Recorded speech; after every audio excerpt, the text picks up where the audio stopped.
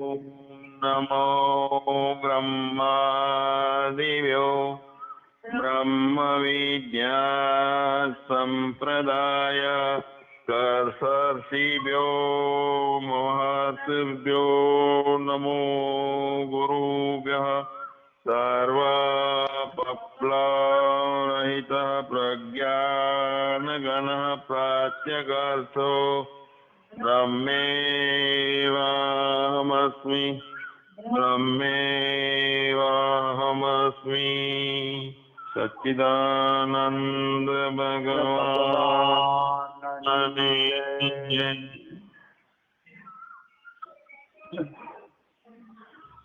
ગુરુ પૂર્ણિમાના બધાને જય સચ્ચિદાનંદ. જય સચ્ચિદાનંદ. જય સચ્ચિદાનંદ. અને આજે ગુરુ પૂર્ણિમા ના દિવસો એટલે થોડો પ્રકાશ એના ઉપર લઈએ. આમ તો ગુરુ પૂર્ણિમા એટલે વ્યાસ પૂર્ણિમા કહેવાય. તે વ્યાસ ભગવાનનો પણ જન્મ દિવસ છે. ગુ અને રૂ બે શબ્દ છે. ગુ એટલે અંધકાર અને રૂ એટલે અંધકાર માંથી હટાવે તે. અંધકાર માંથી હટાવાય તે એને રૂ કહેવાય છે. તો અસ્તિત્વ જે જ્ઞાનીની અંદર પૂર્ણ પ્રકાશ પાથરી દે ઈશ્વર, પોતાના કરી લે, બીજી બધી ભ્રાંતિઓ ખરી પડે અને તે વ્યક્તિ બીજામાં પ્રકાશ પૂરી અને અજ્ઞાનના વિષયોમાંથી બધાને બહાર લાવી શકે આવી ક્ષમતા ધરાવે તે ગુરુ. ગુરુ અર્થ છે ગુરુના કોઈ માની પેટે જન્મ ના લે, ગુરુનું કોઈ મૃત્યુ ના હોય. તો દેખાય તે ગુરુ નહીં, પણ ગુરુ એક તત્વ છે. ઈશ્વરો ગુરુ આપનોથી એટલે પોતાના આત્માનું સ્વરૂપ, ઈશ્વરનું સ્વરૂપ અને ગુરુનું સ્વરૂપ એક છે, ત્રણ નથી. ગુરુ એ તત્વ છે. ગુરુ તે જ્ઞાન છે, ગુરુ તે પ્રેમ છે. એટલે એવા ગુરુ તત્વમાં નિષ્ઠા કરવા માટેના આપણા જ્ઞાનની ભૂમિકાના પ્રવચનો ચાલુ છે.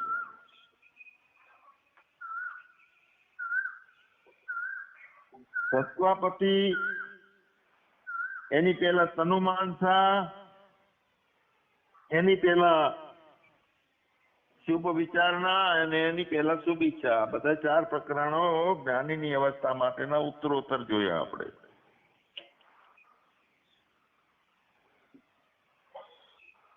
તનુમાનસા એટલે સૂક્ષ્મ વિચારણા, સૂક્ષ્મ બુદ્ધિ થવી, આખા જગતને વૃત્તિ રૂપે જોવું. વૃત્તિ એ છે તેનો પરિણામ આવે છે જગતના પદાર્થોનો બનાવો. અને તનુમાનસા એટલે પોતાના યથાર્થ સ્વરૂપને જાણી અને સ્વરૂપની ભૂમિકા શું છે એ સમજી લેવી જ્ઞાની તરીકે. હવે તનુમાનસાની વાત જ્યાં છે ત્યાં તે સાક્ષીની ભૂમિકા, જ્ઞાની તરીકેની ભૂમિકામાં નિષ્ઠા પરિપક્વ કરવી, અસંશક્તિ પાંચમી ભૂમિકા. એટલે કાયમ માટે અસંગી રહેવું, કાયમ માટે નિશંક રહેવું, કાયમ માટે ભ્રાંતિ રહિત રહેવું, કાયમ માટે પ્રસન્ન રહેવું, કાયમ માટે વ્યાપક રહેવું. ટેમ્પરરી નહીં, પૂર્ણ પોતાના હોવાપણાની નિષ્ઠા વધારવાનો,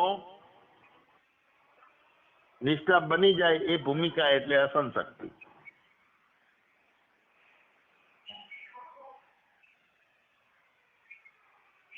સાક્ષીની ભૂમિકા જે છે એ નિતાંત કાયમી રહે, અસંશક્તિ છે. જગત અને હું બંને નોખા ના લાગે, એક રસ લાગે. અંદર બહાર એક રસ જો ચેતન ભરપૂર, વિભુ નભ સમ સૌ બ્રહ્મ હે નહીં નેરે નહીં દૂર.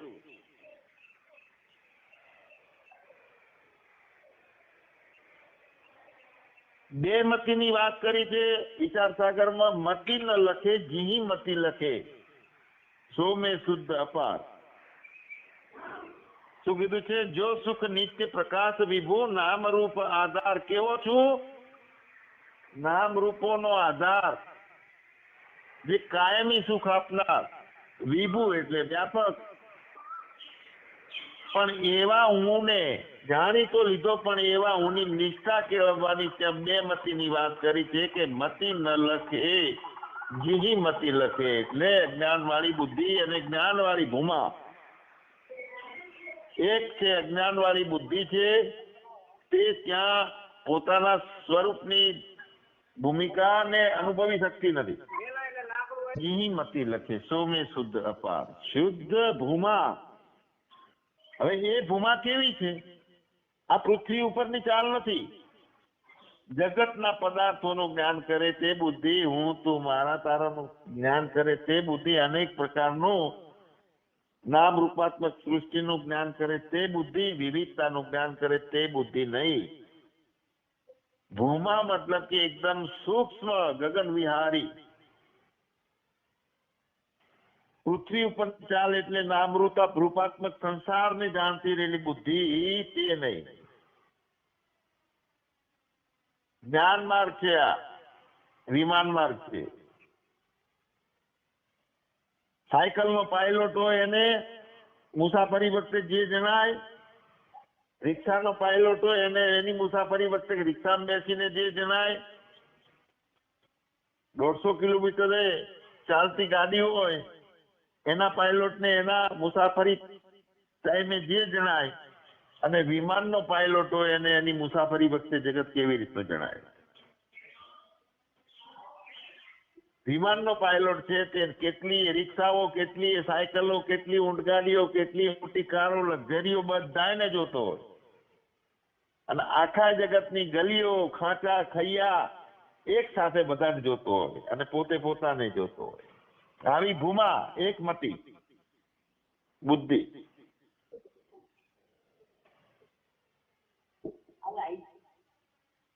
જ્ઞાનીની એક વૃત્તિ એવી બને છે કે રૂપને ભેદી નાખે, નામને ભેદી નાખે, ગુણને ભેદી નાખે, જગતને ભેદી નાખે, બધાના ભૂકા બોલાવી દે અને પોતાના સ્વરૂપમાં જ રહે. નોખી વૃત્તિ બને છે.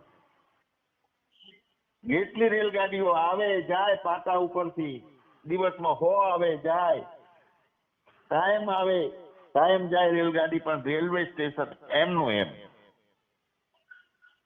આવી દ્રઢ નિશ્ચય કરવાનો જે ભૂમિકા છે તે એટલે અસલ શક્તિ. જેટલું મિથ્યા જ્ઞાન છે તે પોતાના વ્યાપકપણામાં બાધિત થઈ જાય. મિથ્યા જ્ઞાન, મિથ્યા એટલે કે જે બાદ થઈ શકતું હોય એવું જ્ઞાન, એને મિથ્યા કીધું. પોતાના સ્વસ્વરૂપની વ્યાપક તરીકેની નિષ્ઠામાં, ચેતન તરીકેની નિષ્ઠામાં બધા મિથ્યા જ્ઞાનો બાદ થઈ જાય.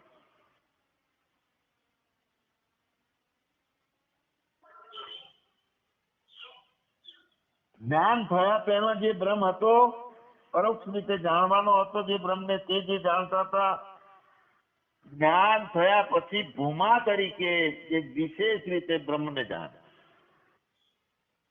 અલગ રીતે અનુભવમાં આવે.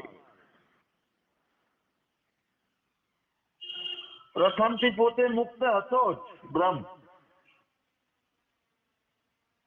અને અજ્ઞાન તાણે બ્રહ્મ મુક્ત હોવા છતાં હું બંધન વાળો છું એવું રોતો હતો. જ્ઞાન થયા પછી શું થયું? હું બંધનમાં નથી, હું પોતે મુક્ત છું. હું અને બ્રહ્મ બે નથી. આવો જે અનુભવ ને અનુભવની કાયમ નિષ્ઠા કે માયા હલાવી ના શકે કોઈ પણ પ્રારબ્ધથી, કોઈ પણ સંજોગથી.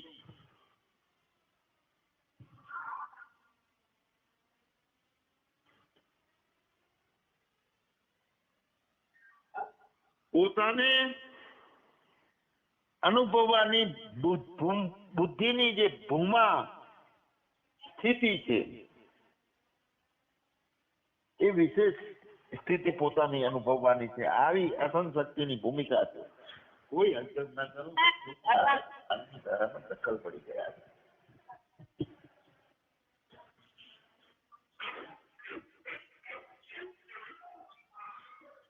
આ પાંચમી ભૂમિકા એટલે કે બધું મિથ્યા, બધું સ્વપ્ન જેવું લાગે. જેટલા ભેદો થાય છે, જેટલા ગામો છે, જેટલા વ્યક્તિઓ છે, વ્યક્તિઓની હરકતો છે, વિજ્ઞાન છે, બધું મિથ્યા લાગે. અને એવું લાગે કે પ્રકૃતિ, હું મારામાં જાગી ગયો છે તો પ્રકૃતિના કોઈ પદાર્થનું કે પ્રકૃતિનું કોઈ સામર્થ્ય મારી સામે નથી કામ કરતું. બધું મિથ્યા થઈ ગયું, બધું સ્વપ્નવત બની ગયું.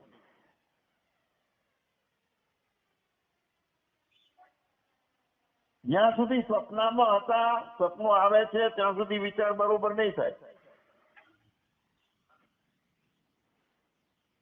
સ્વપ્નની અંદર સ્વપ્નને સાચું માને છે ત્યારે પ્રકૃતિ મિથ્યા છે એ રીતે સમજી નહીં શકાય સ્વપ્નમાં.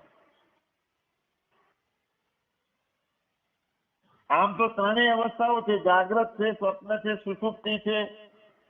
અને ત્રણેય અવસ્થાઓમાં તે મનની છે.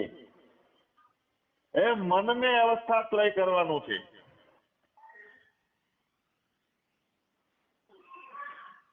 મનને અવસ્થાત્રય સાક્ષી બનાવવાનું છે. જાગ્રત, સ્વપ્ન, સુષુપ્તિ ત્રણેય અવસ્થાઓ મનની છે. હવે એ મનની ભૂમિકામાં મનના ભાવો થતા હતા, જે કાંઈ જગત આકાર, વિષય આકાર, વ્યક્તિ આકાર, વસ્તુ આકાર, તે મનની અમની ભૂમિકા. અમની ભૂમિકા થઈ તો મનના ભાવો બધા જેટલા થતા હતા તે બાદ થઈ ગયા. મનની અમની ભાવ છે તે એક ઊંચી દશા છે જ્ઞાનીની, તુર્યા દશા છે કે મન રહ્યું નહીં, પ્રકૃતિ બાદ થઈ ગઈ. એના દ્વારા ઉભા થયેલા જેટલા અનુભવમાં આવતા જેટલા જ્ઞાનો છે બધા બાદ થઈ ગયા. પણ જે એકલો તું રહ્યો, બીજો કોઈ નહીં, તુર્યા ભૂમિકા, એ દશા છે આપણી. આવી દશાની દ્રઢ સ્થિરતા એ અસંશક્તિ.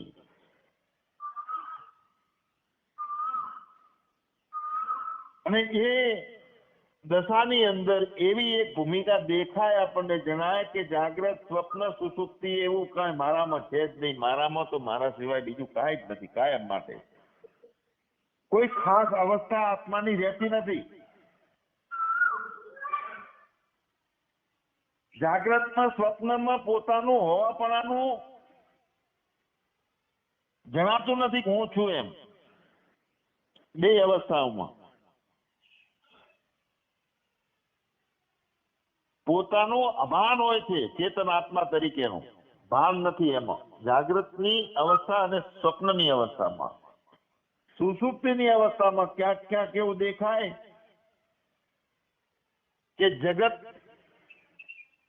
નું અને તત્વનું બંનેનું બાદ થઈ જાય છે, અદર્શન થઈ જાય છે. હવે જ્ઞાનની ભૂમિકામાં સુષુપ્તિ જેવી નથી. જ્ઞાનની ભૂમિકામાં પોતાનું દર્શન, આત્માનું, તત્વનું દર્શન કરવું જોઈએ. જગતનું અદર્શન અને પોતાનું દર્શન આ જ્ઞાનીની દશા છે. સુષુપ્તિ કરતા એક આગળ છે. સુષુપ્તિમાં પોતાનું અદર્શન છે, ચેતનનું, અને જગતનું અદર્શન છે, પણ ટેમ્પરરી જગતનું અદર્શન. સુષુપ્તિમાં પોતે પોતાને કે બીજાને કશું જાણતો નથી, બધું બ્લોક થઈ ગયું, ચોકઅપ થઈ ગયું.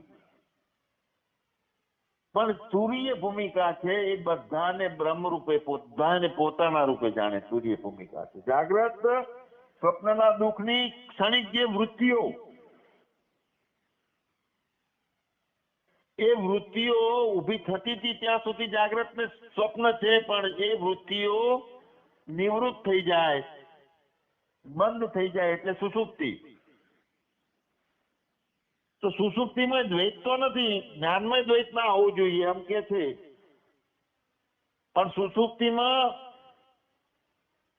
અદ્વૈત નથી. કેમ કે અદ્વૈત કે દ્વૈત નથી કે અદ્વૈત છે એનું ભાન નથી સુષુપ્તિમાં, એવું લાગે આપણને. તો અદ્વૈતનું અજ્ઞાન છે સુષુપ્તિમાં. એટલે એ સુષુપ્તિ અવસ્થા છે, અદ્વૈતનું અજ્ઞાન છે, પાછું એ અદ્વૈતનું અજ્ઞાન જાગ્રતમાં રહે છે, પાછું જગત ઊભું થઈ જાય છે. મતલબ કે કારણની અંદર જ્યારે મન અંતઃકરણ સુઈ ગયું એ વખતે બીજ તો રહી ગયું. એટલે સુષુપ્તિ છે બીજ વાળી અવસ્થા છે, સબીજ અવસ્થા. હવે તુરીય જે છે એમાં સુષુપ્તિમાં શું ફેર? તુરીયમાં તું જ રહ્યો દ્વૈતનું અભાન અને અદ્વૈતનું ભાન.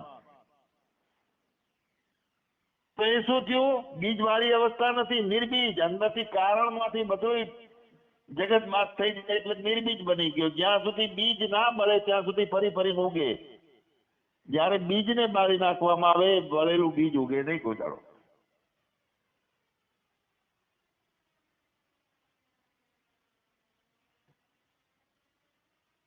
તો સુષુપ્તિમાં નથી જોવાનું એવું નથી. દેખે છે પણ બીજાને દેખતો નથી. જ્ઞાન છે પણ બીજા તરીકેનું નોખાપણાનું જ્ઞાન કોઈ સુષુપ્તિમાં નથી. કેવી રીતનું હોય છે કે સુષુપ્તિનો અભિમાની છે એક.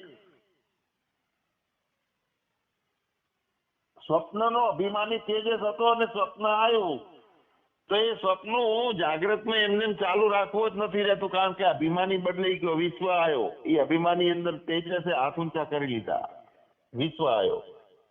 અને સુષુપ્તિનો અભિમાની પ્રાજ્ઞા છે એટલે તો સ્મૃતિ લઈને આવે છે કે મસ્ત ઊંઘાઈ હતી. સુષુપ્તિમાંથી જાગ્રતમાં આવે ત્યારે યાદ લઈને આવે છે, જાણનારો છે. એટલે કેવી રીતનું છે જાગ્રતમાં અને સુષુપ્તિમાં ફેર? જેમ કે નાટક નો હોલ હોય તો એની અંદર દીવો ચાલુ હોય. નાટકના હોલમાં દીવો ચાલુ હોય અને નાટક જોનારા ખૂબ બધા હોય અને નાટક ચાલુ હોય ભજવનારનું, તો એ દીવો નાટક નહીં બતાડે છે. અને જોનારા બધા ત્યાંથી ટાઈમ થયો ને હેરતા થઈ ગયા, નાટક ભજવવાનું બંધ થઈ ગયું, તો એ દીવો શું બતાડે છે? નાટકના અભાવને બતાડે છે. તો સુષુપ્તિમાં અજ્ઞાન છે પણ એ વખતે પ્રતીત થતું નથી. અને પ્રતીત નથી થતું એ કોણે જાણ્યું? જેવી રીતે બહારની જેટલી વૃત્તિઓ ઉત્પન્ન કર્યા વગર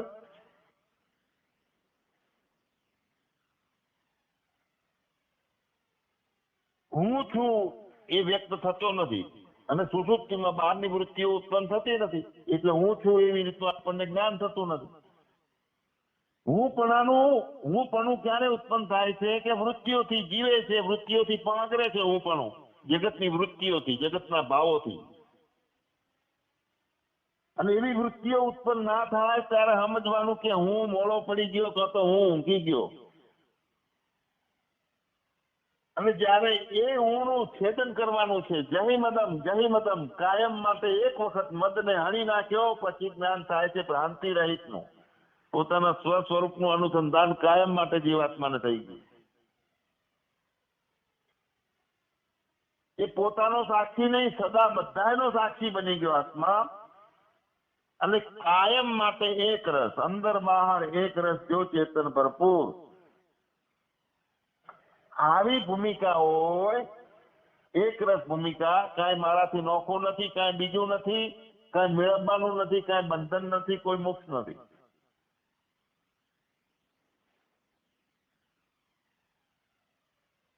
અને કાંઈ બદલાવ નથી. જો આપણામાં જાગ્રત અને સ્વપ્નમાં કેવા બદલાવ બને છે. આપણે અત્યારે રૂમની અંદર હોતા હોઈએ, સોફા ની બાજુમાં સોફામાં હોતા હોઈએ, ઓશીકું રાખેલું હોય, સ્વપ્ન આવે, સ્વપ્નમાં આપણે ખાટલામાં હોતા હોઈએ, અથવા રૂમમાં પૂર્વ દિશામાં હોતા હોઈએ, સ્વપ્નમાં આપણે સપનું આપણું જોતા હોઈએ, કદાચ આપણે ઉત્તર દિશામાં સૂતા હોઈએ. રૂમની અંદર આપણે અહીંયા હોઈએ, સપનામાં કદાચ હિમાલયના ટોચ ઉપર જઈને હોતા હોઈએ. એટલે જે દેશમાં તૂટેલો માણસ છે એ સ્વપ્નમાં ઉત્તર દિશામાં દેખાતો હોય એવો દેખાય. અને એટલો દૂર લાગતો હોય કે એ દેશમાં જવામાં ને ત્યાંથી પાછા આવવામાં ઘણો વખત લાગતો હોય. અને જાગેલા માણસ સ્વપ્નના દેશમાં ઉઠતો નથી. અથવા એવું પણ જણાય કે જાગેલો માણસને એ વખતે ખ્યાલ આવ્યો કે સપનાની અંદર મેં જેટલો જે જગ્યાએ જે દેશના આધારે જ્ઞાન થતું હતું એ તો બહુ દૂર હતું, છતાંય વાસ્તવિકતામાં એ તો દૂર નથી. અત્યારે જાગ્રતનું જ્ઞાન તો હાવ નજીકનું લાગે છે. કે તો જાગ્રત અને સ્વપ્ન બંને ખોટા ઠરી જાય, રાત દિવસ બંને ખોટા ઠરી જાય. જાગ્રત છે સ્વપ્નની જેમ ક્યારે થાય? જ્યારે એવો ખ્યાલ આવે કે જેટલા જાગ્રતના અનુભવો છે એ પણ ગતિના કારણે બદલાતા રહે છે, અસ્થિર જગત છે એના કારણે લાગે છે અનુભવો નોખા નોખા. સ્વપ્નમાં ઘણા માણસો દેખાયા, જાગ્યા પછી ખબર પડી કે ઘણા નતા, હું એક જ હતો.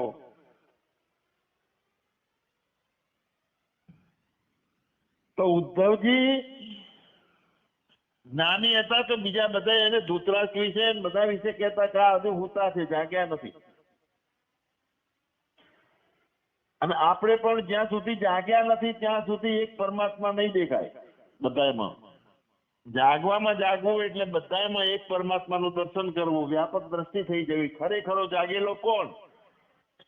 નરસિંહે કીધું કે જાગીને જવું તો જગત દિશે નહીં, સાંભળતા પણ ના દિશે જગતને, પાછું પહેરી જાય ઘડીએ વળીએ. તો કારણમાંથી સંસ્કારો બધા જે છે એ આત્મામાં નથી કોઈ.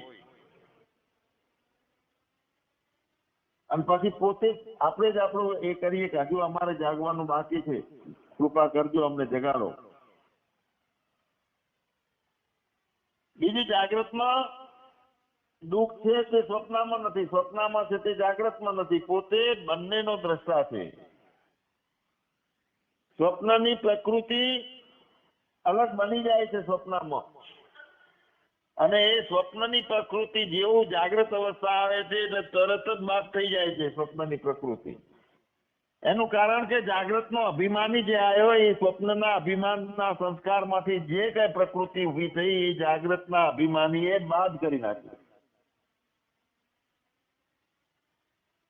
ધારાસભ્ય હાલતો કોઈ જગ્યાએ જાય, એને એવું હોય કે મારે ખૂબ માલ મળશે ને ખૂબ મોભો મળશે, પણ ત્યાં સંસદ સભ્ય આગળ મોરે ઉભો હોય તો એની આખી વૃત્તિઓ નોખા અનુભવ કરવા માંડે.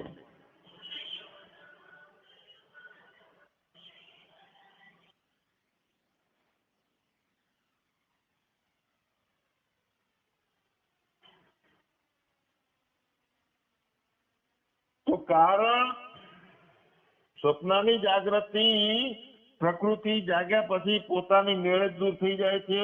એનું કારણ છે જાગ્રતનો અભિમાન. એમ જો આત્માનું અનુસંધાન બરાબર રહે આપણું, તો જાગ્રતની પ્રકૃતિ જે છે એ ઓટોમેટિક પોતાની મેળે દૂર થઈ જાય. સુષુપ્તિમાં જ્ઞાન છે પણ જાગ્રતના જેવું જ્ઞાન નથી જણાતું, એટલે એને અજ્ઞાન છે એવું જાણો. સુષુપ્તનું જે છે અજ્ઞાન વાળું જ્ઞાન છે. તો સ્વપ્નની અવસ્થા વાળો દ્રષ્ટા એનો, એ દ્રષ્ટાનો ધર્મ સ્વપ્ન વખતનો અને તે સ્થાનનો ધર્મી.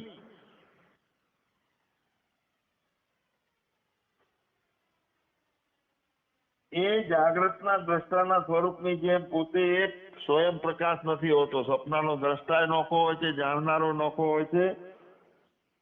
એ દ્રષ્ટાનો સ્વપ્નનો ધર્મે નોખો હોય છે. એ વખતે સુખી દુઃખી થતો હોય સ્વપ્નનો દ્રષ્ટા. સ્વપ્ન જોઈને અરે કેવું થાય છે. ઘણી વખત સ્વપ્ન જે આવે છે ને, તો કાલમાં એના માટે વાત લેશું. એક વખત એક વ્યક્તિનો હાથ એના ઘૂંટણની નીચે ઊંઘમાં દબાઈ ગયો. તો એ વખતે એને એવું સપનું આવ્યું કે એક પુત્ર એનો હાથ ચડતો હતો અને એ હાથ પુત્રના મોઢામાંથી છૂટો કરવો હતો પણ છૂટો થઈ શકતો નતો. હકીકતમાં બે પગની વચ્ચે હાથ દબાઈ ગયો હતો. અને સપનું આવ્યું વચ્ચે કૂતરો આવી ગયો.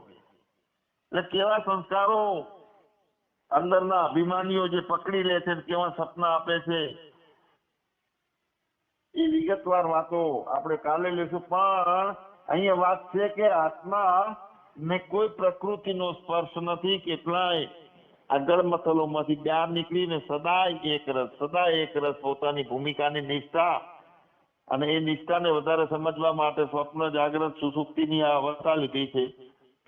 તો એક રસ ભૂમિકા પોતાનામાંથી કોઈ દાડો એવી ભ્રાંતિ ના થાય કે મારા લગ્ન હવે નથી તેમ. આત્માથી કાયમ માટે એક જ વખત લગ્ન થઈ જાય. તો એવી ભૂમિકાને નિષ્ઠાવાન બનાવવા માટે સતુદીર્ઘ કાલમ એ ભૂમિકા માટે કરીને પ્રવચન છે. સચ્ચિદાનંદ ભગવાનની જય.